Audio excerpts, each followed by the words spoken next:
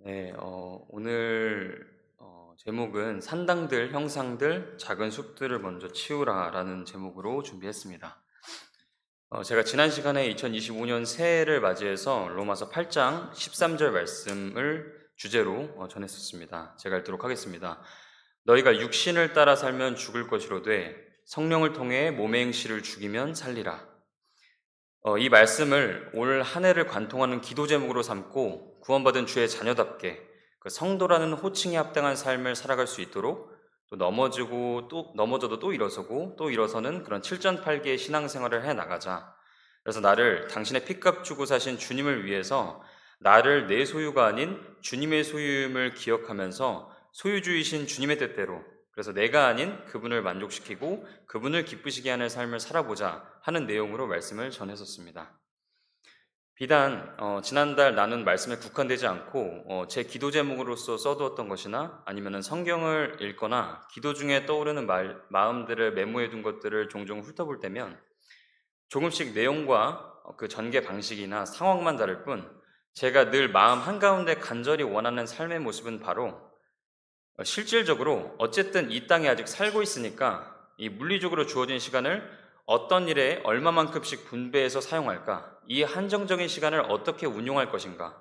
그래서 머리로, 내 생각으로는 그토록 간절히 추구하고 바라는 그 가치 있는 일들, 하지만 몸은 극렬히 거부하는 그 일들을 어떻게 하면 할 수 있을까? 그래서 마음에 소원하는 일들을 어떻게 해야 하면서 살 수 있을까? 였습니다. 이 위에서 말한 그 생각으로 그토록 간절히 추구하는 일들이라 하면 바로 날마다 성경 읽기와 묵상의 분량을 점차 늘리고 그렇게 묵상함으로써 주님과 더욱더 가까워지고 그리하여 교회든 어떤 교회 내 모임이든 아니면 최소한 적어도 내 가정에서만큼은 복음의 일꾼이자 성경 교사로서 활동하는 것입니다. 그래서 내 주변에 사랑하는 사람들의 그런 신념 체계나 가치관, 세계관, 행동 양식 등을 하늘의 생활 방식에 맞게 바르게 가르치고 또 가르침을 그렇게 주고받는 그런 삶을 살아가는 것입니다. 바로 이러한 삶의 첫 단계로서 저는 지난 시간 로마서 8장 13절의 말씀에 따라서 성령을 통해 몸의 행실을 죽이면 산다는 말씀에 의지해 다시 한번 차가워져 있던 제 마음을 뜨겁게 하도록 다시금 마음을 다잡는 시간을 갖고자 했습니다. 하지만 그렇게 다짐과 결단의 말은 이상적으로 잘 하고 내려오더라도 당장 그 이후 내 앞에 펼쳐진 하루하루 이 흘러가는 시간을 잘 훈련되지 못한 몸을 가진 저로서는 잘 해내기란 역부족이었던 날이 많았던 것 같습니다. 영적인 이상향대로 살고 싶은데 잘 안 된다면 그 미국의 제임스 낙스 목사님의 설교를 책으로 엮은 그 성령의 열매라는 책에 가서 보시면 이러한 계획이나 다짐 같은 건 하지 말라고 강력하게 권고하면서 다만 최우선적으로 주님께 이 기도만 하라고 말합니다. 주님, 저를 완전히 장악해 주세요. 저를 완전히 장악하시고 제 삶을 온전히 주관하여 주십시오. 이 기도는 정말 당연하고 너무도 합당한 조언이고 권면입니다. 하지만 그 기도가 짧으면 1, 2분, 길면 한두 시간에 그 뜨겁고 간절했던 시간이 끝나고 눈을 뜨면 잠에서 깨어있는 하루 열 몇 시간의 시간이 내 앞에 펼쳐져 있습니다. 그러니 우리는 우리 목사님께서 줄곧 말씀하신 것처럼 이 기도가 없이는 그 어떤 일도 할 수 없는 존재인 것처럼 간절하고 열렬히 뜨겁게 기도하고 이 기도하는 시간이 끝나고 나서는 내가 최선을 다해 행동하고 일을 하지 않으면 아무 일도 일어나지 않는 것처럼 그렇게 뜨겁게 일을 해야 할 것입니다. 오늘은 바로 여기 뒤에 말한 부분, 즉 기도 후에 눈을 뜨고서 내게 주어진 시간 동안 주님 앞에서 곧바르게 걸으며 살아가는 부분에 초점을 맞춰서 이야기해보고자 합니다. 오늘 본문 말씀은 역대기하 34장 3절 말씀인데요. 제가 읽도록 하겠습니다. 제가 오늘 PPT를 준비 못해서 같이 펴서 개인적으로 읽어주시면 감사하겠습니다. 역대기하 34장 3절 말씀입니다. 그가 아직 어릴 때 곧 자기의 통치 제8년에 자기 조상 다윗의 하나님을 구하기 시작하고 또 제12년에 산당들과 작은 숲들과 조각한 형상들과 부어 만든 형상들을 제거하여 유다와 예루살렘을 정결하게 하기 시작하였더라. 저희의 하루는 누구나 똑같이 24시간입니다. 혹자는 누군가는 그 동일한 시간을 100시간처럼 살아내고 누구는 10시간만 있는 것처럼 늘 시간이 없다는 소리를 입에 달고 산다고 말합니다. 구원받고 나서 성도로서 주의 자녀로서 이 땅에 살아가면서 불신자들과 동일하게 24시간 주어진 이 시간에 어떻게 하면 우리 속사람이 원하는 대로 살 수 있을까 고민도 많이 하고 이것저것 시도도 해보고 엄청 실패도 해보았는데 삶을 단순하게 일과 휴식이라는 이 두 카테고리로 이분화해서 내게 하루 주어진 시간 동안 이 일과 휴식을 적재적소에 배치하는 일이 이 물리적으로 한정된 시간과 체력을 가진 나란 존재에 있어서 매우 중요한 일이라는 아주 단순하고도 명쾌한 사실을 알게 되었습니다. 또한 이 휴식을 제외하고 남는 시간, 즉 일을 또 잘 해내야 하는 시간에 영향을 주고 지장을 줄 만큼 너무 지나치게 침범하지 않도록 해야 한다. 한마디로 쉬어도 잘 쉬어야 한다는 사실 또한 알게 되었습니다. 다시 말해 쉬더라도 앞으로 일을 조금이라도 더 잘하기 위한 휴식인 셈이죠. 이 일을 위한 휴식이란 개념이 저에겐 무척 낯설기만 했습니다만 곰곰이 생각해보고 그리고 또 3년 넘게 한 곳에서 직장 생활을 쭉 해보다 보니까 이게 무슨 말인지는 조금 알 것 같았습니다. 또 반대로 이 세상 일이 너무 많고 과중해서 쉬지 못하면 또 내가 성도로서 한 사람의 아내나 남편으로서 또 아이들의 부모로서 해야 하는 일을 할 수 있는 이 한숨 돌리기를 할 수가 없으니까 이 또한 문제 상황이라고 할 수 있을 것입니다. 그래서 이를 정리하면 일이라는 카테고리를 내 가족들을 굶기지 않고 먹이고 입히기 위해 일하는 일, 즉 가족 부양, 세상 일이라는 것과 나 자신의 영적 부흥과 내 가정의 영적 하나됨, 주님을 사랑하고 주의 뜻에 따라 거룩하고 구별된 삶을 살아가는 일, 즉 주를 위한 일, 이 영적인 일, 이렇게 두 가지로 세분화시킬 수 있을 것이고 또 휴식이라는 카테고리는 첫 번째 일을 위한 쉼과 쾌락적 쉼이라고 나눠볼 수 있을 것입니다. 이 정리한 내용에 따라서 가장 이상적인 영점 조절을 해본다면 아마도 가족 부양에 영향을 거의 주지 않는다면 그 선에서 일 첫 번째, 즉 세상 일에 들여지는 시간을 줄여나감과 동시에 그만큼 일 두 번째, 영적인 일의 분량을 늘리고 그러면서 주어진 휴식 시간 동안 주님의 일을 위한 쉼을 대부분으로 채우고 내 육신의 필요나 만족을 위해 재미를 위해 추구하는 여가 생활로 대표되는 쾌락적 쉼은 점차로 최소화하는 것이 가장 이상적인 모습일 것입니다. 그렇다면 가장 좋은 모습은 알겠는데 여기서 질문이 생길 수도 있습니다. 바로 가족 부양에 영향을 주지 않는다는 건 도대체 어느 정도 선을 말하는 것이냐? 그 최소한의 기준에 대해서 성경에서 답을 찾고 가도록 하겠습니다. 디모데전서 5장 8절입니다. 제가 읽도록 하겠습니다. 그러나 누가 자기 친족, 특히 자기 집사람들을 부양하지 아니하면 그는 믿음을 부인한 자요 불신자보다 나쁜 자니라. 성경은 이렇게 말씀하시죠. 자기에게 부양해야 할 가족이 있고 식솔들이 있는데 하나님만 위해서 한다고 다 내팽개치고 아무 돈벌이도 하지 않고 가족 부양을 위한 일을 하지 않는다면 그건 믿음이 아니라 믿음을 부인한 것이며 불신자보다 더 나쁘다고까지 말씀합니다. 이 땅에 성도로 살면서 직장생활 열심히 하고 가족 부양을 위해 경제활동을 하는 행위는 너무나 마땅한 일, 잘하는 일이라는 것입니다. 하지만 이 가족을 부양하는 게 누구 아들은 7살에 조기 유학 보내고 학원을 어디부터 어디까지 쭉 보내는 걸 보니까 부모로서 내가 마땅히 내 자식을 위한다면 내 잠잘 시간도 줄여가면서 더 일해서 나도 그렇게 해줘야지.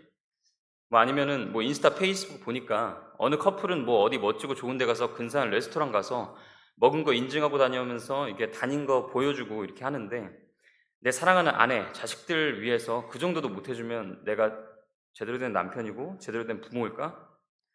아니면 누구는 30대 초반밖에 안 되는데 그럴듯한 집이 있고 근사한 명품차를 끌고 다니네. 나도 저 정도까지는 해야지 이성교제나 결혼 생각 조금이라도 해볼 수라도 있을 거야. 이런 생각들. 오늘날 SNS의 발달로 인해서 소위 상류층의 삶을 짧은 시간 안에 수백 명의 삶을 손쉽게 보게 되고 굳이 상류층이 아니더라도 누가 됐든 육신적으로 너무나 탐스럽고 좋아 보이는 것들에 대한 사진과 영상들을 끊임없이 접하다 보니까 앞서 말한 생각들이 뇌리에 깊이 박힌 사람들이 정말 많습니다. 저 또한 말씀으로 충만하지 못하고 차갑게 식어 있을 때면 보고 듣는 게 대부분 그런 것들이기 때문에 저조차도 크게 흔들릴 때가 있습니다. 저뿐만 아니라 이 말씀을 듣는 분들 가운데도 몇 분 계실 겁니다. 이 가족 부양을 위해 하는 일이 도대체 어느 정도 선이 최소한의 분량이냐? 디모데전서 6장 6절에서 11절 말씀 읽도록 하겠습니다. 디모데전서 6장 6절에서 11절입니다. 그러나 만족하면서 하나님을 따르는 것은 큰 이득이 되느니라. 우리가 이 세상에 아무것도 가져오지 아니하였은즉 아무것도 가지고 가지 못할 것이 확실하니 먹을 것과 입을 것이 있은즉 우리가 그것으로 만족할 것이니라. 그러나 부유하게 되고자 하는 자들은 사람들을 파멸과 멸망에 빠지게 하는 시험과 올무와 여러 가지 어리석고 해로운 욕심에 떨어지느니라. 돈을 사랑함이 모든 악의 뿌리이니 어떤 자들이 돈을 탐내다가 믿음에서 떠나 잘못하고 많은 고통으로 자기를 찔러 꿰뚫었도다. 그러나 오 하나님의 사람아, 너는 이것들을 피하고 의와 하나님의 성품과 믿음과 사랑과 인내와 온유를 추구하라. 여기서도 보듯이 너무 이상적이어 보일 수도 있지만 성경에서 분명히 말씀하시는 건 우리에게 플러스 알파, 그 이상을 말씀하시지 않고 다만 먹을 것, 그리고 입을 것이 있다면 그것으로 만족하라고 명령하십니다. 먹을 것과 입을 것, 그거 이미 다 있는데요. 바로 이 부분에서 우리는 첫 번째 결단을 해야 합니다. 우리의 조상들, 100년, 200년 전보다도 지금 우리는 너무도 부유한 삶을 살고 있습니다. 그래서 아이러니하게도 손에 66권의 완전한 성경을 가지고 있어도 읽으려면 엄청난 각오를 해야 하는 시대. 한 권 한 권 흩어져 있어서 로마서 읽으려면 철순에 가야 되고 고린도 전후서 읽으려면 영인에 가야 하는 시대가 아니라 한 손에 66권 완전체로 들고 다니는 시대에 살고 있으나 도저히 읽을 시간이 되지 못하는 시대에 살고 있습니다. 다시 말해서 이미 삶을 영위해 나갈 충분한 것들이 주어져 있는데도 우린 만족하지 않고 더 내 앞에 저 사람만큼만, 그리고 나서 그 다음 사람만큼만, 딱 저 정도만 도달하자, 저 수준 한 번만 살아보자 하고 나에게 맞는 분량의 돈 이상의 물질을 벌고 싶어 합니다. 우리 모두 다 옛날 그 못 살던 때로, 아니면 거적대기만 입고 풀죽만 써서 먹던 때로 그런 생활 수준을 돌려놓아야만 영적으로 성장할 수 있다는 이야기를 하는 것이 아닙니다. 다만 각 사람이 자기를 살펴서 자기 분량에 맞는 정도의 물질이 어느 정도인지를 파악하고서 주님께서 합당한 만큼 내게 주셨다면 그 주신 물질을 가족 부양하고 교회를 섬기는 데 알맞게 잘 사용하고 그것으로 만족하면서 그 남은 시간을 주님의 일을 할 수 있도록 주님과 교제할 시간을 남겨놓아야 한다는 겁니다. 우리는 만족을 배워야 합니다. 디모데전서 6장 8절을 다시 한번 읽도록 하겠습니다. 먹을 것과 입을 것이 있은즉 우리가 그것으로 만족할 것이니라. 그리고 또 한 가지, 이 일의 측면뿐 아니라 휴식의 측면에서도 우리는 깊이 생각해 보아야 합니다.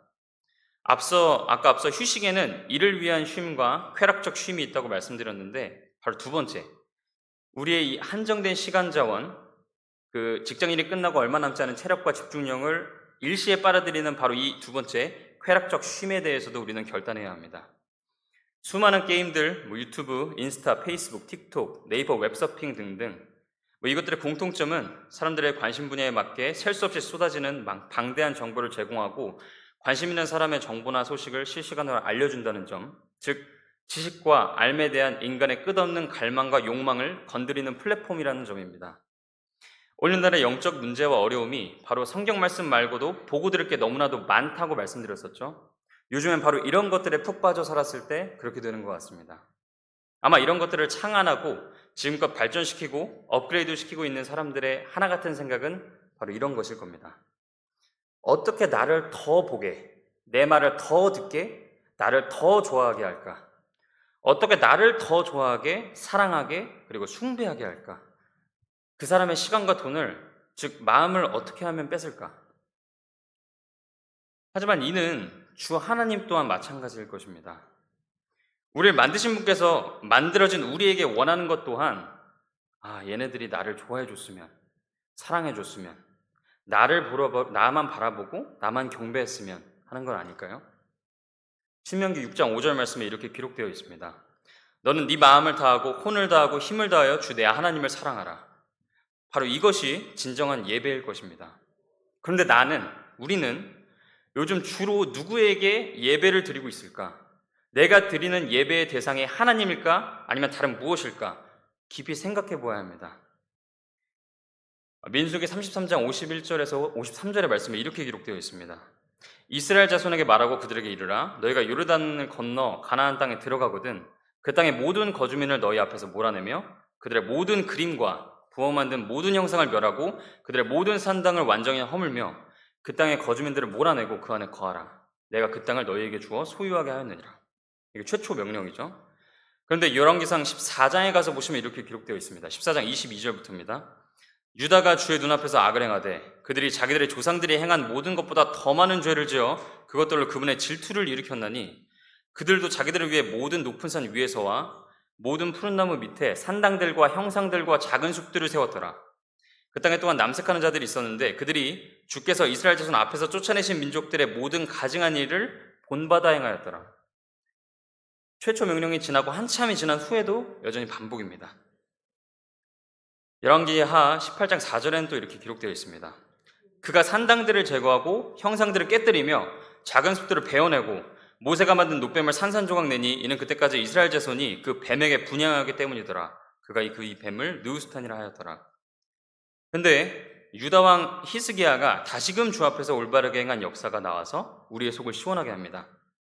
그런데 얼마 못 가서 21장 3절에 가서 또 그가 자기 아버지 히스기야가 멸한 산당들을 다시 건축하고 또 이스라엘 왕 아합이 행한 것 같이 바알을 위해 제단들을 세우며 작은 숲을 만들고 하늘의 온 군대에게 경배하며 그것들을 섬겼더라.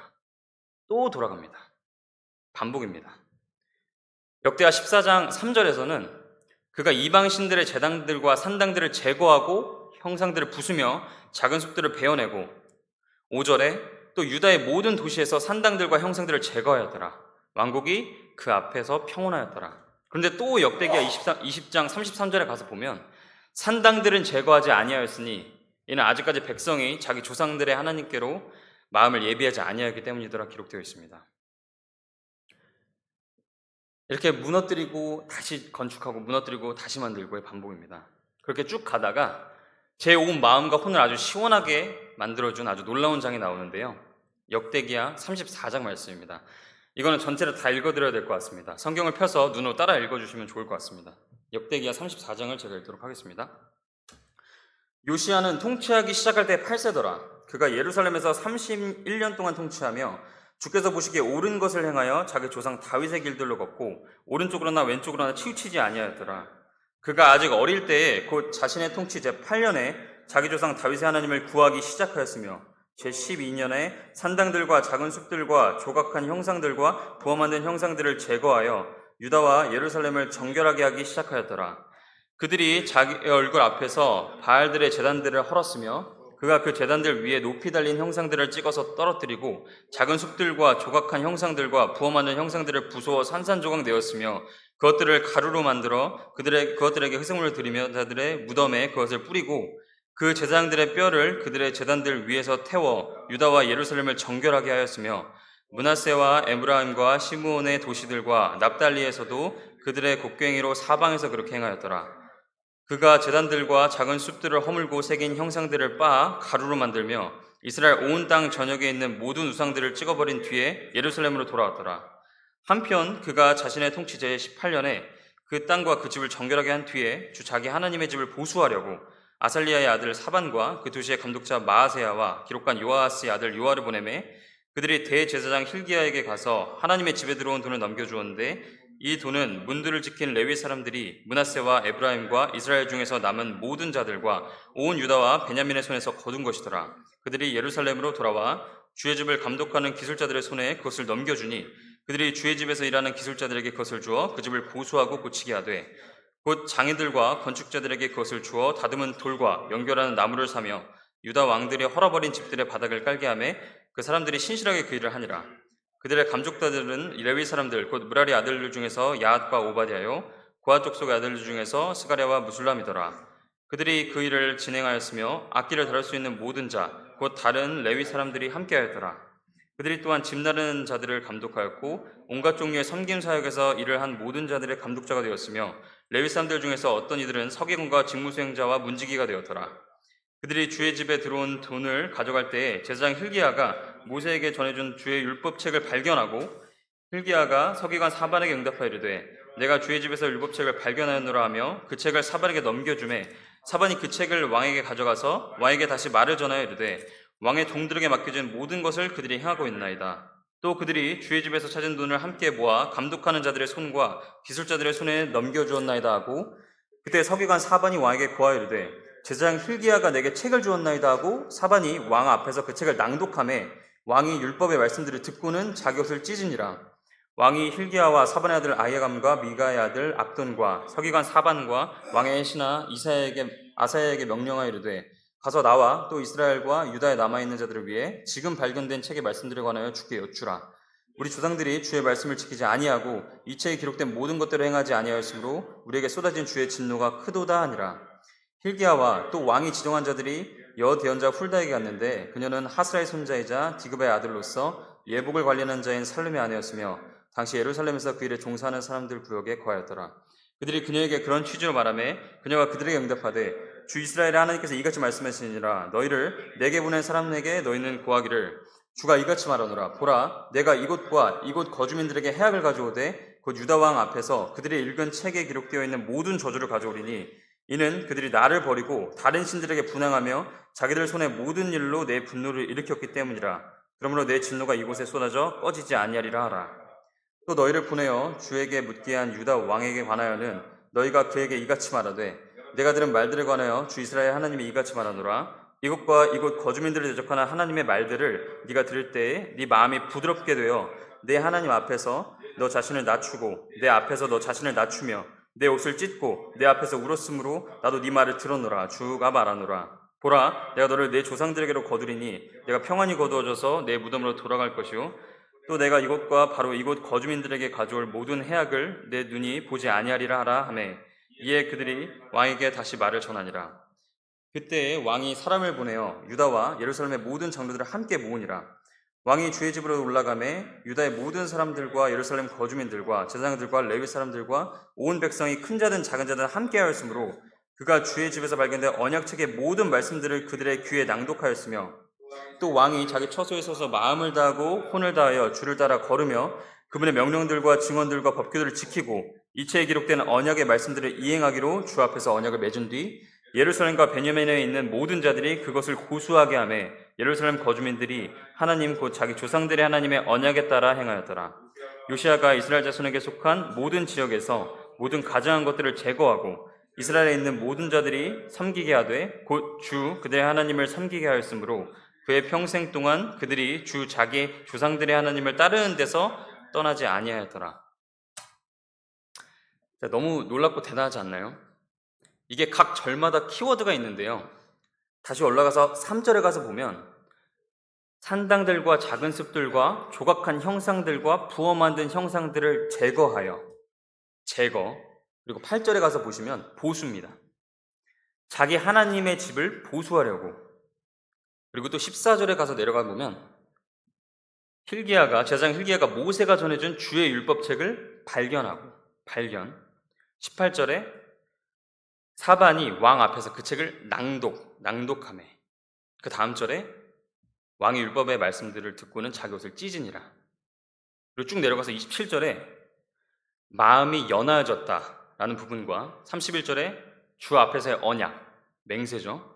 그리고 마지막 33절에 하나님을 따르는 일에서 떠나지 않았다 하는 것입니다. 순서대로 타임라인대로 쭉 하다 보면 제거, 보수, 발견, 낭독, 진정한 회개, 결단, 끝까지 주님과 동행. 너무나 완벽한 결말 아닌가요? 너무나도 바라는 모습입니다.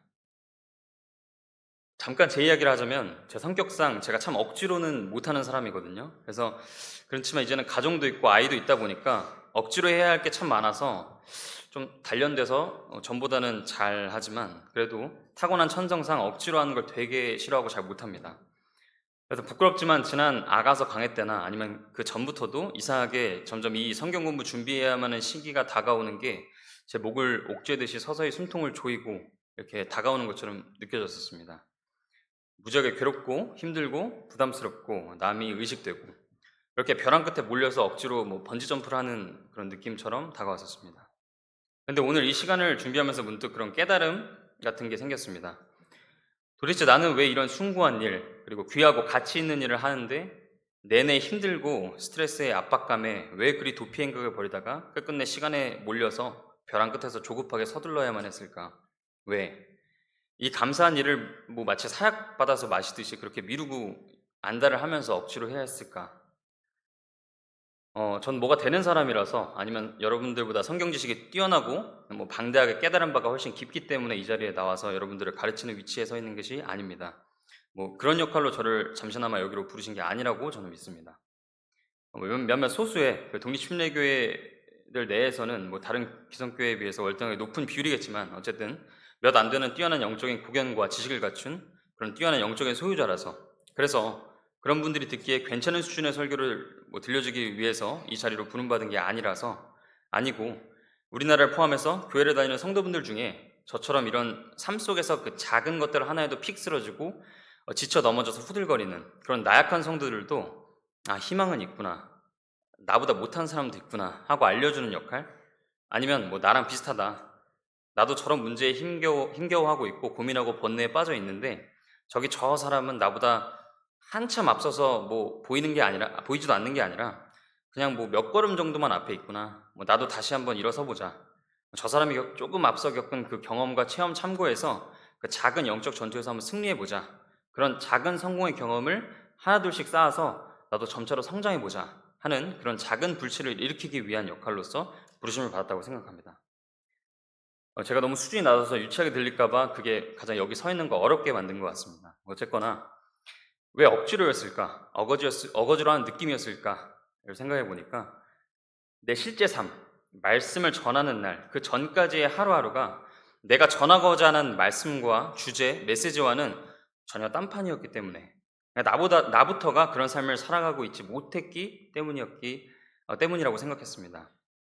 내 실제, 바로 어제까지의 삶도 하나님을 너무 즐거워하고 기뻐하고 직장에서 일 끝나고 돌아와서 헐레벌떡 주님을 찾는 게 아니라 주님 말씀 너무 듣고 싶었어요, 성경책 어딨어 이렇게 하는 게 아니라 헐레벌떡 돌아와서 맛있는 음식 어디 있는지, 나를 과도히 배불리면서 당분 가득하고 자극 가득하고 기름 가득해서 나를 알딸딸하게 취하게 만들 음식, 나를 만족시킬 만한 음식 어딨냐 찾고, 또 휴대폰 어딨어, TV 어딨어, 컴퓨터 어딨어, 나를 아무 생각 없이 웃게 만들고 짜릿하고 즐겁게 만들어줄 것들, 그래서 적어도 이 공간에서는 내가 왕인, 그러니까 내 눈에 흡족한 거, 내 육신의 성정에 자극을 주고 즐거움을 줘서 곧 내 육신을 만족시킬 만한 거 어딨냐 이렇게 후다닥 챙겨보고 보고 또 보고 계속 듣고 그러다 자고 띠리링 알람 울리면 또 읽어야 되네, 일어나자 하고 또 퇴근하면 어딨어 이거의 반복. 그렇게 월화수목금토 반복하다가 일요일 땡 되면 오늘만큼은 경건하게 지난 6일치 더러움, 죄책감 싹 다 고해성사해서 기도로 자백함으로 싹 씻겨내고, 있잖아 요한일서 1장 9절 말씀, 만약 우리가 우리의 죄를 자백하면 주께서 신실하고 의로우사 우리 죄들을 용서하시면 모든 불에서 우리 깨끗하게 하시느니라. 아멘. 오늘만큼은 이너 피스 하면서, 그리고 또 교회 끝나고 돌아오자마자 또 보자, 듣자, 먹자, 마시자, 또 어디 갈까, 나를, 내 배를, 내 마음과 생각을 채우는 것들 대부분이 이 땅에 속한, 이 세상에 속한 것들인데 어떻게 하늘에 속한 것들, 하늘에 속한 소망과 하나님의 말씀을 기운 있고 생기 있게 전할 수 있을까요? 지식은 얼마든지 얼른 넣고 짜집기 해서 그럴듯하게 전할 수는 있겠다만, 그렇다고 해서 결코 내 마음은 성령으로 뜨겁게 부풀어 오르고 충만하게 되지는 못하다는 사실, 또 금세 옛 성품 따라서 옛 습성대로 다시 돌아간다는 거, 개가 자기 토한 곳으로 되돌아가는 것 같이 이런 삶이었다 보니까 결코 이 자리가 기쁘지도 가슴 벅차지도 감사하지도 않고 그저 무겁기만 하고 부담만 되고 얼른 끝내서 내려오고만 싶고 하루빨리 일을 내려놓고만 싶었던 것입니다. 이런 디테일한 것까지 부끄럽지도 않냐, 안 궁금한데 왜 굳이 세세하게 얘기하냐 물어보고 싶으실 수도 있습니다. 하지만 이 교훈 하나만큼은 제가 확실하게 배웠기 때문에 공유하고 싶습니다. 바로 나는 내일 그리스도의 심판석 앞에 선다. 제가 과거 이러했을 때 내린 결론은 나는 그리스도의 심판석을 지금 미리 겪고 있는 것이다 였습니다. 여러분은 지금 이 얘기를 단순히 지금 여러분 앞에 서 있는 김현우 형제 한 사람의 지극히 개인적인 이야기가 아니라 앞으로 여러분 각 사람 한 분 한 분이 다 1대1 주님 앞에 서야만 하는 그 절대적 사실 앞에서 김현우 형제 말고 그럼 나는 어떻게 서 있을 수 있을까? 저 형제처럼 후에 막급하고 고개 푹 숙이고 자신 없어서 발끝만 바라보고 서지 않을 수 있을까? 당당히 기뻐하면서 주님 바라보면서 이 땅에서의 지난날의 삶을 훌훌 털면서 홀가분하게 온전히 기쁨만으로 웃으면서 그리스도의 심판석 앞으로 나아갈 수 있을까? 이 질문을 스스로 하실 수 있도록 부끄럽지만 제 이야기를 자세히 나눈 것입니다. 잊을 때면 다시금 이 질문을 상기하면서 지금 당장 주님 앞에 가게 된다면 이대로의 나는, 지금까지의 내 모습은 괜찮을까? 뭐 부끄럽거나 후회되거나 뭐 두렵거나 떨리진 않을까? 이렇게 같이 생각해 보면 좋을 것 같아서 제 치부를 다 드러내 놓았습니다. 저는 어리석어서 이 자리에 서야 비로소 이런 생각들을 하게 되고 뒤늦게 저 자신을 돌아보고 반성하는데 대부분은 이런 강제성 없이 신앙생활을 하실 텐데 삶이 어떠실까? 우리 교회는 뭐 신실하고 지혜롭게 걷는 분들이 많으시니까 여기 강대상에 굳이 올라오지 않으셔도 뭐 잘 사시겠지 싶습니다.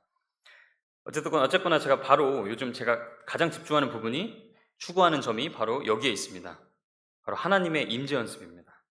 이 강대상에 서 있든 어느 골방에 홀로 있든 뭐 청소를 하든 설거지를 하든 뭐 일을 하든 간에 주님께서 임재해 계신다는 사실을 잊지 않고 생생히 인식하고 사는 삶. 그래서 올바르고 곧바른 길에서 잘 벗어나지 않고 언제나 주님의 영광을 위해서, 주님의 기쁨을 위해서 살면서 주님 말씀을 가장 기뻐하면서 주야로 그분의 말씀을 묵상하면서 사는 복받는 사람의 삶. 너무 이상적으로 들리죠? 그래도 저는 제 자신이 이렇게 되길 바랍니다. 뭐 오전 성경 공부 말씀 뭐 전해야 되니까 억지로 쥐어 짜내고 겨우 해내고 뭐 끝나면 한동안 또 풀려서 지내다가 또 며칠 앞으로 다가오면 스트레스 압박감에 뭐 억지로 울면서 겨자 먹기로 기쁨도 없고 과제처럼 뭐 하는 거 말고 정말로 주님과 계속 동행하다 보니까 은혜와 체험이 쌓이고 쌓여서 자연스럽게 간증이 되고 그렇게 설교가 되는 삶을 살게 되는 것. 그게 이 땅에서의 삶의 목표인 것 같습니다. 이 자리에서 이 성경 공부해 보니까 그렇더라고요. 어차피 주님 깊이 묵상해야 되고 주님 따라 살고 거룩한 삶, 주님 기뻐하실 만한 삶을 살아야 한다면 잔잔하게라도 계속 그렇게 쭉 이어서 사는 게 훨씬 더 쉬운 길이고 더 나은 것 같습니다. 공균탄 무너뜨리듯이 그 옛날에 짓던 죄들, 그러니까 즐겨 행했던 육신의 일들을 또 해서 뭐 거룩감 망가뜨리고 주님과의 교제 끊기고 성령의 불길을 꺼서 차가워지는 바람에 다시 뜨겁게 하느냐고 고생하고 힘들어지게 되느니 하나님을 위해서 크게 돋보이는 일이나 뭐 드러나 보이는 일이나 아니면 뭐 남들이 그래서 존경해주고 섬김받는 일이 아니더라도 차라리 내 속에서 일어나는 작고 별거 아닌 것처럼 보이는 그 영적 전투에서 승리해서 그 중간중간 끊기지 않고 매일매일을 주님 말씀 묵상하고 기도하고 주님과 교제 나누면서 주님 얼굴만으로 만족할 줄 아는 사람이 되고 싶습니다. 여러분들도 그런 삶을 사시면 좋겠습니다. 바로 이러한 삶을 살기 위해서 우리는 지금 당장 내 속에 은밀하게 숨겨둔 그 산당들과 형상들, 우상을 세워 숭배하는 작은 숲들을 뽑아내고 깔끔하게 처리하는 일부터 먼저 해야 한다는 것을 오늘 본문 말씀이 보여주고 있습니다. 후환을 남기지 않는다는 말이 있죠. 내 군대의 후미에 적의 잔당 세력들을 그 수가 적어 보인다고 해서 남겨둔다면 나중에 분명 큰 후환이 돼서 돌아올 것입니다. 왜 이것쯤이야? 이 정도는 뭐? 하는 바로 그것을 제거하십시오. 잘 안 된다면 이를 위해서 주님께 엎드려 기도하시기 바랍니다. 주님, 저를 자꾸만 얽어매는 그 작아 보이지만 실상은 거대한 이 죄를 처리하지 못하고 있습니다. 주님께서 이 연약한 저를 도우셔서 이 반복해서 짓는 죄, 가벼이 여겨서 미처 버리지 못한 이 죄들을 주님께서 주님의 말씀의 빛 가운데 비춰서 제가 이 죄의 존재를 확실히 알게 하시고 버리도록 결단케 하시고 자꾸만 산당들과 작은 숲들을 남기려 한다면 주의 말씀을 읽음으로써 저에게 상하고 통회하는 마음을 주셔서 진정한 회개와 결단을 하게 하시고 그렇게 제 삶에 주님의 말씀만이 남아서 온전히 저를 주관하실 수 있게 해주십시오. 이렇게 각자 기도하심으로 오전 예배 준비하시겠습니다.